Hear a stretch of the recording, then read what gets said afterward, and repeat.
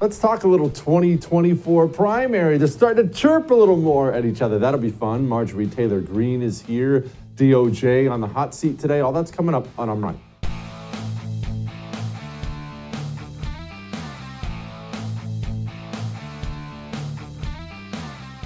I'm so excited. Are you excited?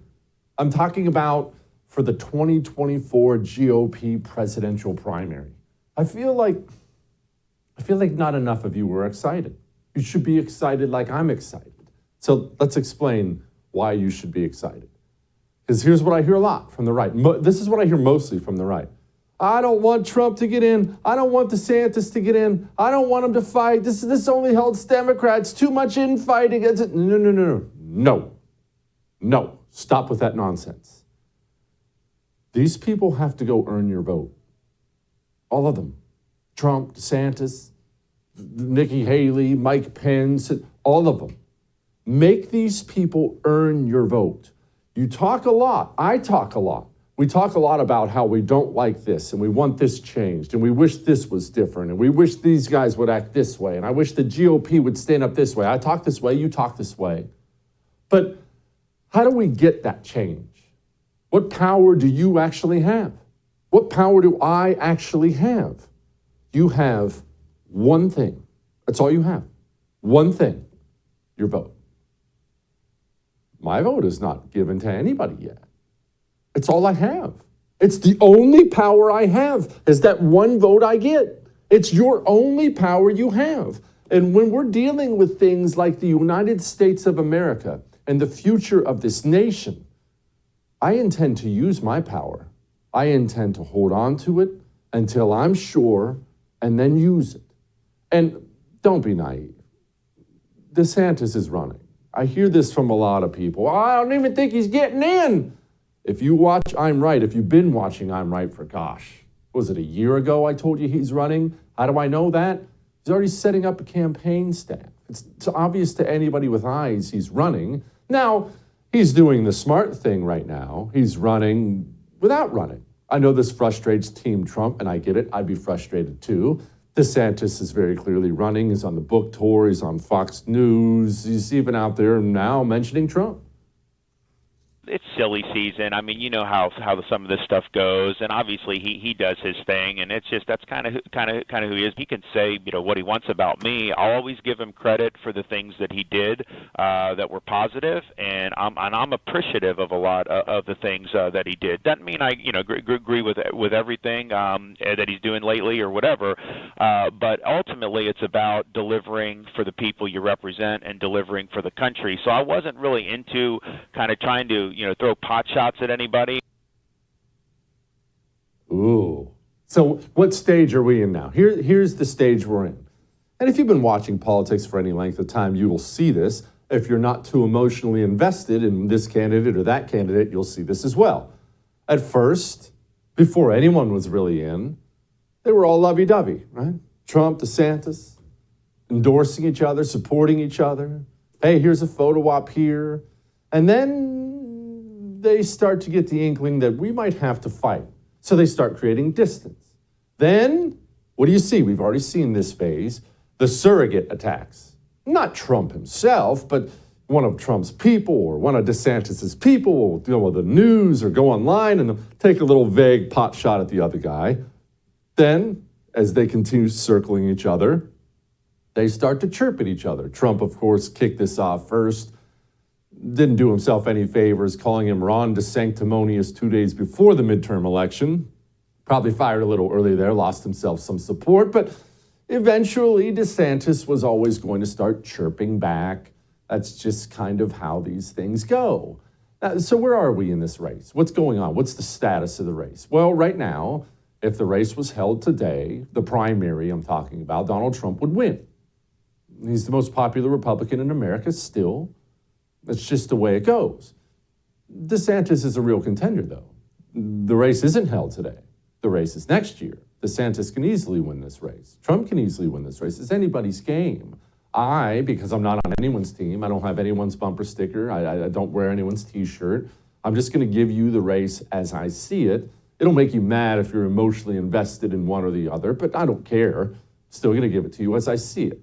So how are the attacks going? Well, here's the DeSantis plan for now as I see it. He's going to stay governor as long as he can possibly stay governor while kind of running. What's that allow him to do? It allows him to just do things that are clearly campaign things while at the same time saying, hey, I'm not campaigning, I'm just trying to govern. Pretty brilliant. It's smart. It's smart politics. It works. Now, that can't last forever.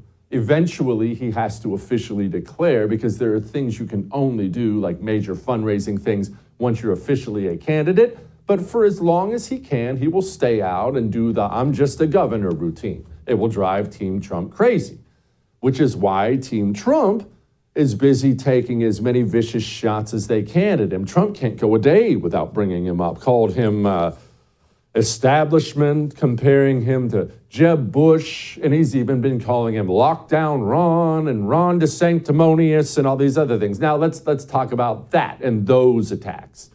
Team Trump is doing something I think very, very smart and something that is no question very, very stupid. And if you're on Team Trump, this will hurt to hear. First of all, let's deal with the smart thing.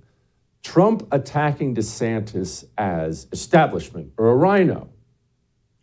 Those attacks have some teeth. Those attacks are landing. Why? I didn't say they were valid, did I? I said they're landing. Why are they landing with people?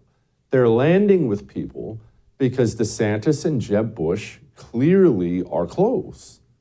Because Paul Ryan hates Donald Trump.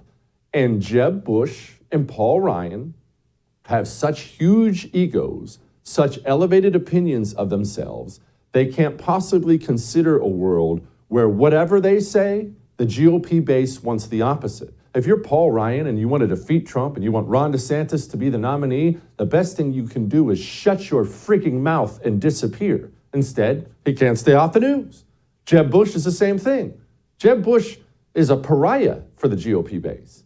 So if he really wants DeSantis to win and that's his guy and he doesn't like Donald Trump, the best thing he can do is shut his freaking mouth and go away.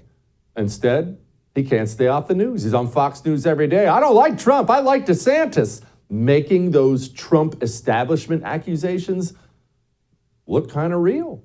Look, as someone who hasn't decided who I'm voting for yet, I'll tell you, it hits me. I think about him. Is he establishment? I'm not saying he is, but it's raising the questions in me. Very, very smart strategy from Team Trump. If they're smart, they will keep that up. Now, Trump is not doing everything right. Trump doesn't know what time it is, and somebody on his team needs to shake him awake.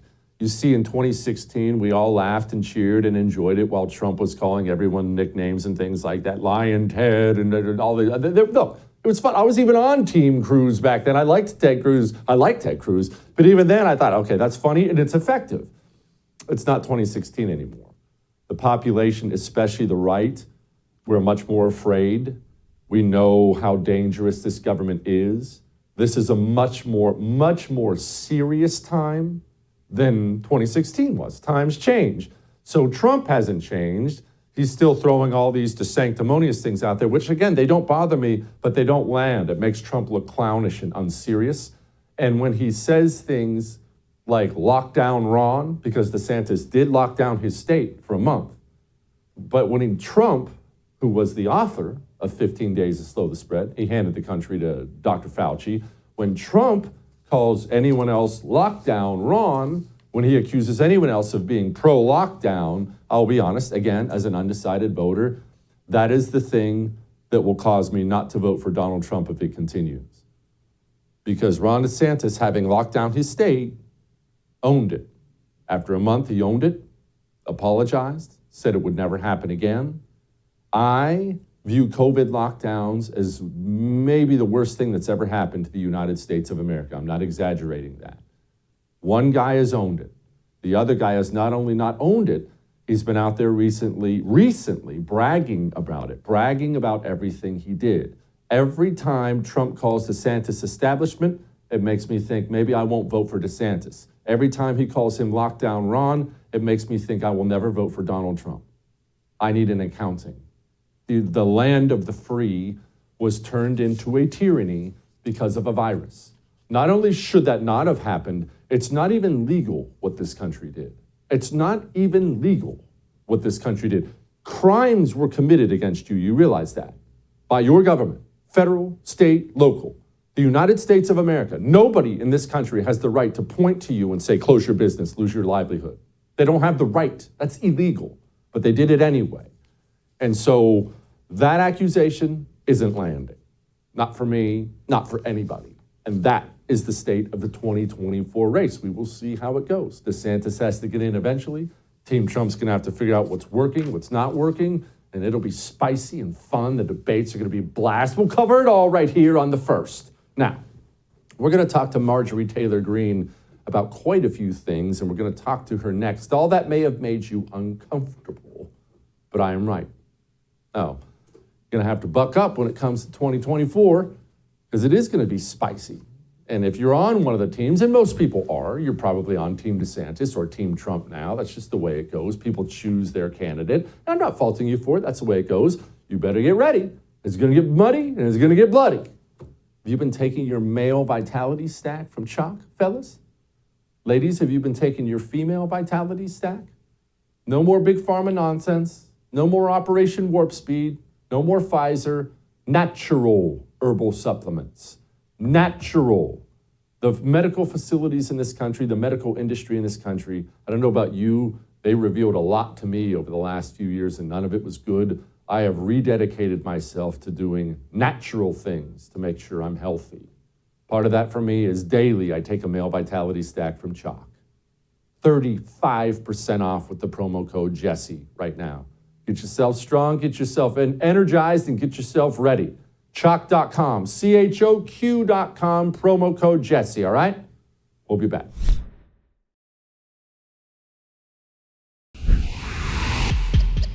I will say you're quite right. There are many more prosecutions with respect to the blocking of the abortion centers, but that is generally because those actions are taken with photography at the time, during the daylight, and seeing the person who did it is quite easy. Those who are attacking the pregnancy resources centers, which is a horrid thing to do, are doing this at night in the dark. We are so screwed. Well, we can't catch the people. They're doing it at night.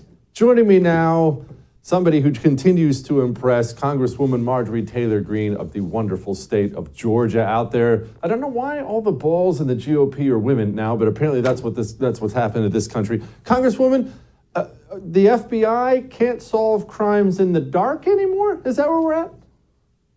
Yeah, that's pretty impressive. I was actually thinking about Kyle Rittenhouse and his trial and how they were able to have imaging and video evidence. And it was dark, you know, but this is what we came to. It was dark. They were burning cities in 2020 when Kyle Rittenhouse defended himself, but yet they were able to pull imaging from planes that were being flown overhead by the FBI for his trial. But yet here we have Merrick Garland claiming that, oh, you know, these bombings and attacks on pregnancy resource centers, well, we just can't find the bad guys because it's dark at night.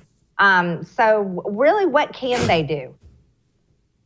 Gosh, gee, yeah. What are you doing here? All right, let's talk about the FBI for a moment. So we're going to get to you being attacked in just a moment. But the FBI, okay, so today is the kickoff of what is going to be some GOP, hopefully accountability for the DOJ, FBI being completely out of control and partisan. But you know how this goes. I know how this is going to go.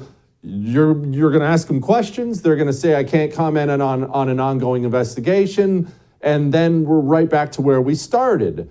What is the GOP what are they going to do after that? Because I can't believe I'm saying this. I've been impressed with Kevin McCarthy so far. Is there a plan for what comes after? Well, Jesse, we hold the power of the purse, and I have been a very loud messenger when it comes to these departments like the FBI, Department of Justice, and many others.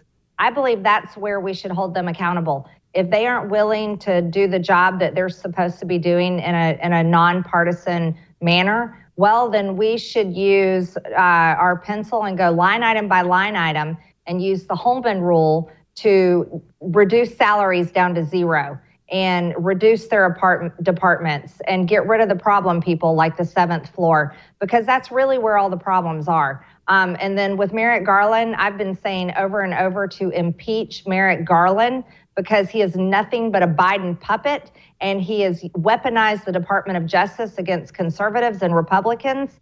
And it's time for our conference to take bold action. And I think Kevin McCarthy, he's doing it. He has done a very good job so far, and I hope that he can show America that he is the speaker that's needed at this time. And it's a tough time, and it's a difficult job. But the Republican Party is in a new place, Jesse, and it's one that has to look at the writing on the wall, and we can't ignore it anymore because we're in real big trouble. Well, we are. And look, I don't have to tell you, you've been experiencing this since you got elected. You were recently attacked. What happened to you? Well, never forget that it was Hillary Clinton that declared us all deplorables as if we were some second-class citizens. And it was Maxine Waters that gave the dog whistle that wherever you see them, you make a crowd and you go after them. And that's exactly what they have done ever since then. And so when someone like me is in public and restaurants, airports, many public places, and there's these nasty, nasty people. They're usually typically women about my age or a little older, the ones that watch The View every single day. And their children who, well, God help them, we don't know what's going to happen to them. But I was in a restaurant, and this woman and her adult son finished their dinner and decided on the way out they were going to ruin it for everyone else, and started calling me terrible names and screaming at the top of their lungs, F you, Marjorie. Well, it's so disrespectful, not only to me, but also to the restaurant, their staff, and other patrons that are there having dinner. But this is who the left is, Jesse, and you're one of the few people that see it the way I see it. We recognize that they are never going to stop. As a matter of fact, it's going to get worse. And we're sick of it. We're fed up. You've seen me over the past week or so calling for a national divorce because I really believe that, if we have states, red states and blue states, well, you know what? They can abolish their police. They can transition their children, no matter how much I disagree with it. And they can have their wide open borders, and we can secure our borders. We can protect our children, and we can support our police officers. And we can be left alone because we're fed up with these people. We're sick and tired of them. And our federal government is destroying every single ounce of freedom that we have and making everything worse.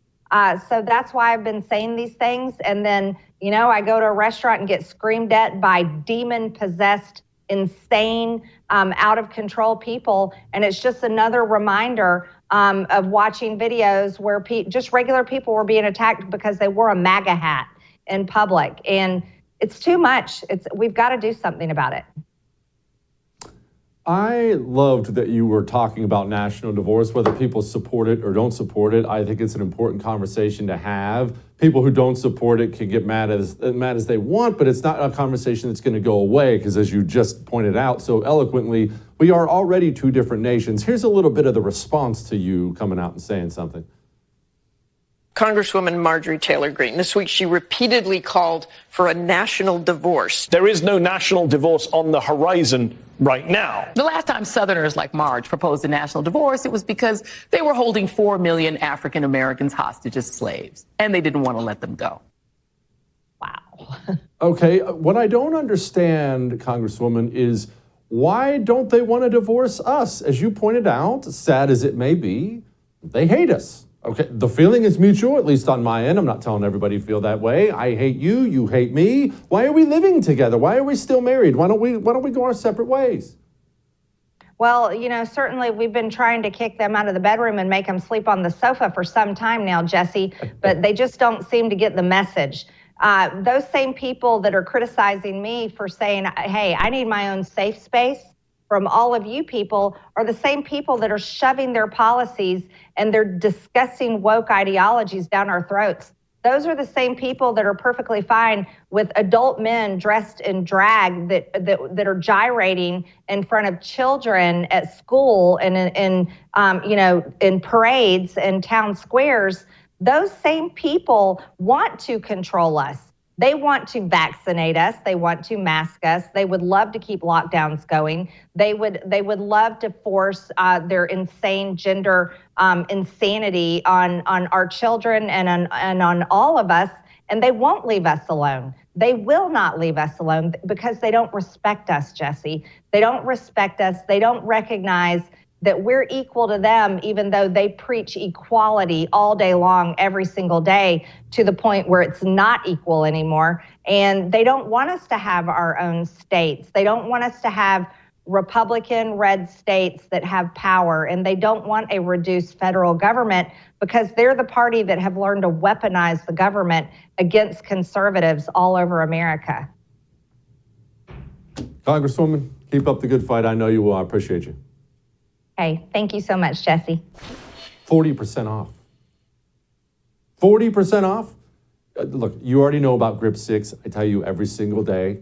I'm currently wearing, I don't think I can lift my leg up high enough. I probably shouldn't show you my feet on TV anyway, but I'm currently wearing the Grip 6 socks.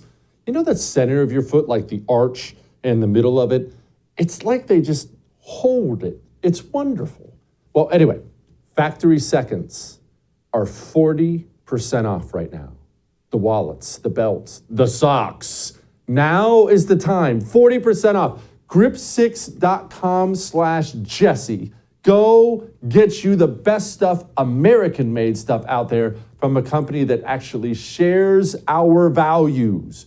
Grip6.com/Jesse. I should let you know because their factory seconds, they go real fast when they get 40% off. Grip6.com/Jesse. We'll be back.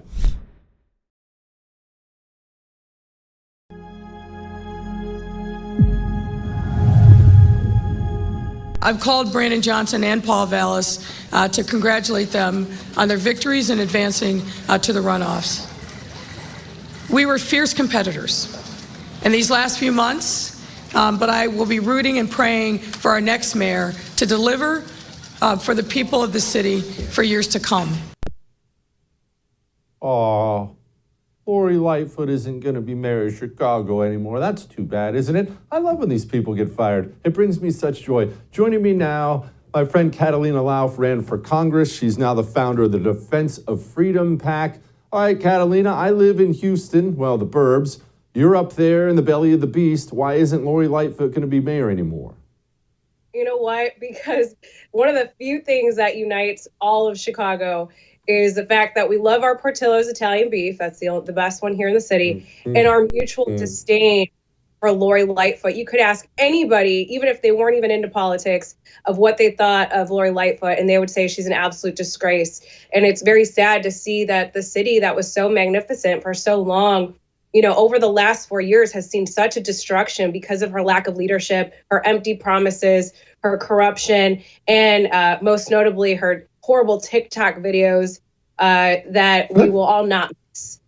But yes, crime has gone up, businesses have shut down, corporations have left in droves. The city is in complete destruction because of Lori Lightfoot and her cronies.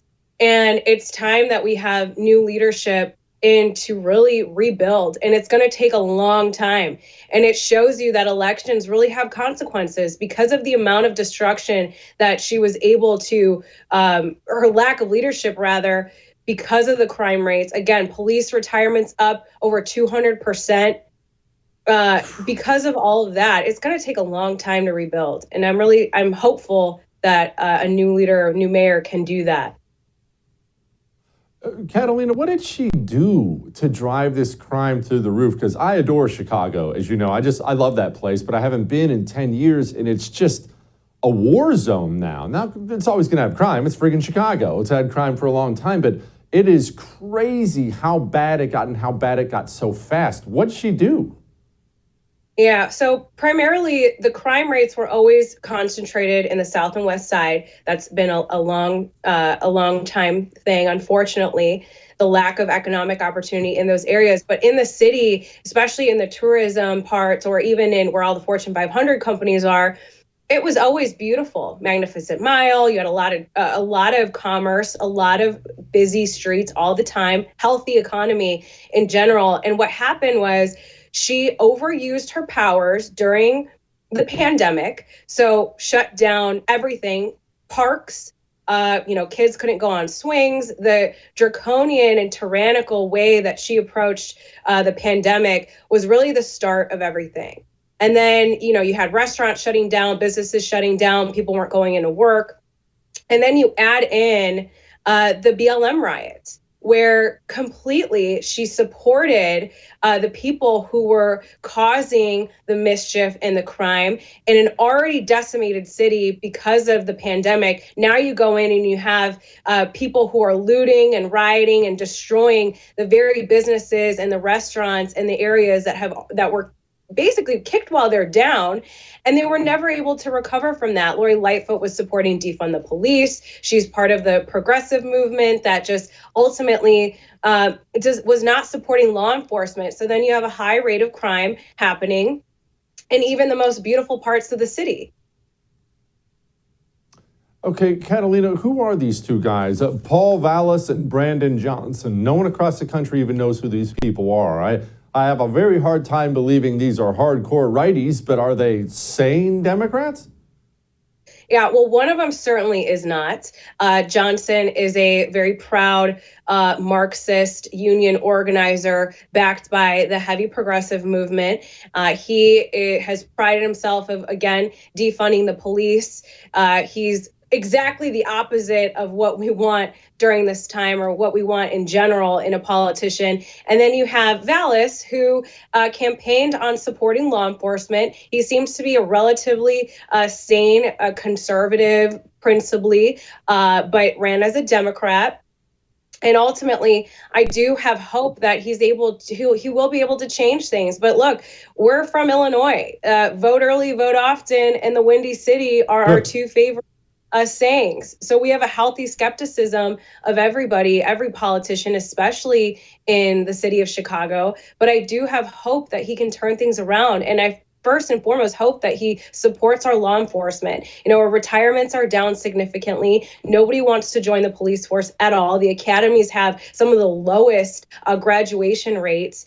And then you're seeing high crime rates. Again, people are just trying to get out of the city. So I hope he can turn things around for the sake of what could happen in generations to come. It needs to rebuild, and it needs to rebuild fast. Catalina, are you doing anything special today for the beginning of Women's History Month? Absolutely. Celebrating that I'm proudly a female. How about that? Well, at least there's one or two of you left in the country. Thank you so much. I appreciate you. Thank you. All right. Libby Emmons, Inez Stepman. We're going to ask them about Women's History Month, and we're going to ask them about much more than that next. It's going to be a really fun panel. Before we ask them about that, let's make sure we are always making preparations for whatever's coming. All right? What does that mean? We need to be healthier. I do. I'm not pointing fingers. We need to be healthier, eat better, work out more. We need to buy ammunition, practice with our weapon. Do you have some food in your home? Have you protected your finances at all? Look, every sign is there. What's happening, what's coming economically is going to be ugly. How ugly? I think it's going to be really ugly, but no matter what, it's going to be ugly. I'm talking feminist ugly. Have you protected your IRA or 401k with some gold yet? Oxford Gold Group, I can't explain to you how easy they make this process. It's easy, it's laid back. They'll weave some gold and silver into your IRA and 401k, making sure that no matter what happens, no matter what this market does, you're not going to be left with nothing. Go, make one phone call, 833-995-GOLD, all right? 833-995-GOLD. Call them today.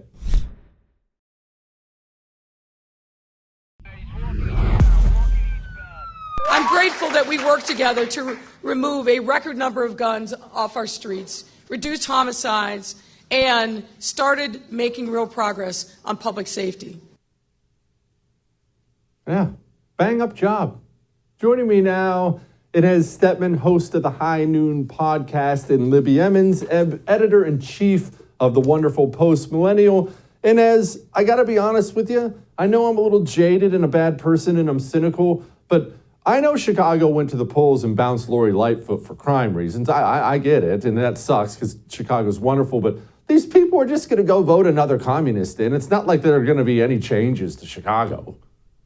Well, the winner of these that's going to the runoff, so we're not clear on the ultimate winner, but the leading candidate in the polls ran on a tough on crime message. Now, obviously, he is a Democrat, so take it with all requisite grains of salt. Eric Adams did the same thing in New York City and hasn't really been able to, sort of not listen to his progressive left flank. And he hasn't, for example, come out publicly and really lambasted the DA, the sort of soft on crime DA in Manhattan. So there are limits to what Democrats can do. But I do think there is a tradition, like a machine Democrat tradition, that includes things like paving the roads and being tough on crime in cities. And I think you are seeing an increasing number of these kind of urban Democrats running on that simply because, people gave them a shellacking, even in New York, right?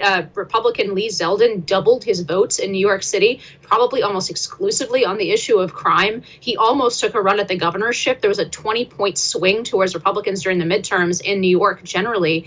That's better than anywhere that except Florida in terms of the margin of change. Obviously, Florida is a much more conservative state than New York. But I do think this issue of crime, it does touch people's lives, and it does move voters, even Democratic voters, against this soft on crime message. Libby, to the point, the very good point that Inez just made, mayors like Eric Adams or the next Democrat mayor of Chicago, they can run on tough on crime all day long, but the truth is the party is not governed by those people. The party is not controlled by those people. The party is controlled by jailbreak communists now who want violent criminals on the streets. So I don't care if Chicago elected me as the next mayor. I'd probably still be soft on crime because I have to be, correct? Yeah, I think it's a pretty damning position. And after having spoken to different city councilmen in New York, I know that there are a lot of progressive leaders of cities who do not feel that their constituents value a quality of life. And that's something that these leaders really forget about, is that it matters if you're able to walk to the corner store without being robbed. It matters if you can send your kids off to go play with their friends without worrying that something's going to happen to them on the way to the park or at the park. It matters if you can take the subway without, worrying you're going to get pushed into the tracks. And these leaders are not at all concerned with that. Instead, they're so hopped up on this idea that basic people have to sacrifice their safety in order to appease criminal elements in the society. And I think in a lot of ways, they really believe that they are being compassionate, but they're not being compassionate to the citizens of their cities. And that's really a shame. You're so much nicer than I am, Libby. I just think they're a bunch of monsters who want to burn society down, and that's why they turn these people loose. But hopefully you're right and I'm wrong. All right, Eric Adams said something that I kind of agree with. Here he was. Don't tell me about no separation of church and state. State is the body, church is the heart. You take the heart out of the body dies. I can't separate my belief because I'm an elected official. If we are bringing our best fight in the ring, we would not have homeless in this city. We would not have a crisis of domestic violence. We would not have children, because when we took prayers out of schools, guns came into schools. Inez, I have these moments where I kind of like this guy.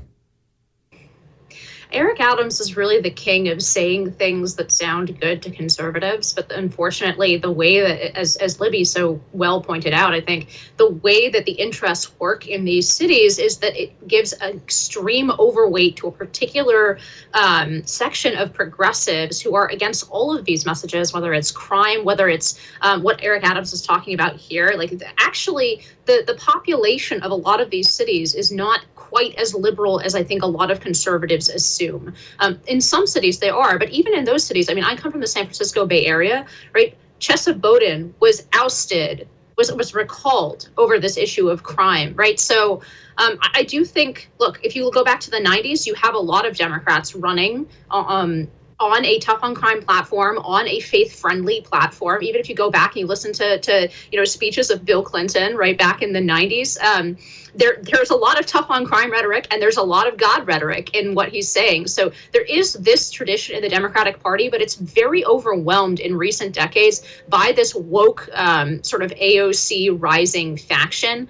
And I think that that's probably the direction of the Democratic Party writ large. But that doesn't mean that on the urban or municipal level that there won't be some pushback, because I don't think Democrats can continue to support this soft on crime message. I think it is hurting them at the polls. I think they know, at least the smarter of them, know that it is hurting them.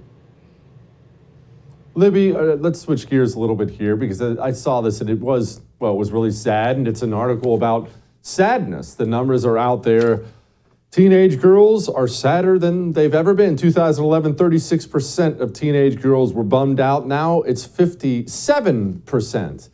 Look, I've seen the numbers for young men out there too. The young men are also struggling with this sadness, listless feeling of depression. I realize this could be a 10-hour-long answer with both of you, but I'm going to give you both a chance to answer it. Libby, why? I think there are probably a number of factors that go into this, but we can't discount the fact that kids are not being taught how to actually do anything, right? We teach kids about their social and emotional well-being. We teach them all of this nonsense, and we don't give them any skills. We don't teach them to dive into their talents. We tell them that their skin color is, innately tells them things, and tell society things about themselves. We tell them that their genders are swappable. We put them on social media. They put themselves on social media, and they're all criticized and criticize each other. Friendships are not forged in real life. They're forged online. And in so many cases, those are false friendships. So it's really, sad for this. If I had a teenage girl, I would tell her what I tell my son, which is go outside and play, go use your imagination, put the phone down, get some books, figure out how to do things, figure out how to make things. Confidence comes from ability and skill, not from just being told that you're fine. That is true. And hardship. Confidence comes from hardship. You cannot helicopter your child into being a confident human being. It doesn't work that way. Inez, why are people sad? Yeah, I agree with everything that Libby said. I'd only add 2 points. One, there's a big political divide in this. So actually, generally, girls are struggling with this more than boys are, but there's literally such a large gap between those who identify as liberal and those who identify as conservative that conservative girls are still having fewer troubles than liberal boys, right? So there is something ideological to this. There is something about the left-wing worldview that is really depressing. And the only other point I'd add to what Libby said is, we have this conception of depression as a physical pathology. And in some limited number of cases, that may be true, although the most recent research on SSRIs and on this chemical theory of depression are showing that it's not replicable, that we actually can't say that this is a chemical imbalance in the brain. I think therapeutic sort of answers have taken the place of either theological, metaphysical, philosophical answers to questions about the human condition. And of course, being online has made all of this worse. There is a clear connection with the uptick in terms of adolescents having more anxiety, reporting more anxiety, more depression since the advent of the iPhone in 2007. There's like a very sharp uptick. So having that in your pocket all the time clearly is detrimental to the mental health of young people. Inez, Libby, thank you, ladies. I appreciate you. Thank you. Thanks. All right. Do you know, have I ever told you that I have the dumbest dog on the planet? And I love him. I do. I love him. But do you know that my dog, to this day, I think he's 3 now, if anyone goes into the bathroom, anybody, and closes the door, he will lay right outside of the door and like sob. He'll just sit and whimper until the person comes back out. He knows, after having seen it for a lifetime, that they're going to go in, and in a couple minutes, they'll come right back out. Yet, none of this goes into his brain. He thinks this is the time they've left me forever. He's an idiot. But I do love him. It's why we give him rough greens every day. We pour it on his breakfast every single morning. Dog food is dead food, as they say at Rough Greens. It's so true. There's no actual nutrition in your dog's food. They have to kill everything, otherwise it would go bad really fast. Rough Greens gives your puppy, your dog, the digestive enzymes, vitamins, minerals, all natural stuff. Gives your dog the nutrition he needs to keep going for a long time. They have a free Jumpstart trial bag right now. A free bag. All you do is pay for shipping. Go to roughgreens.com/Jesse and get yours today, all right? We'll be back.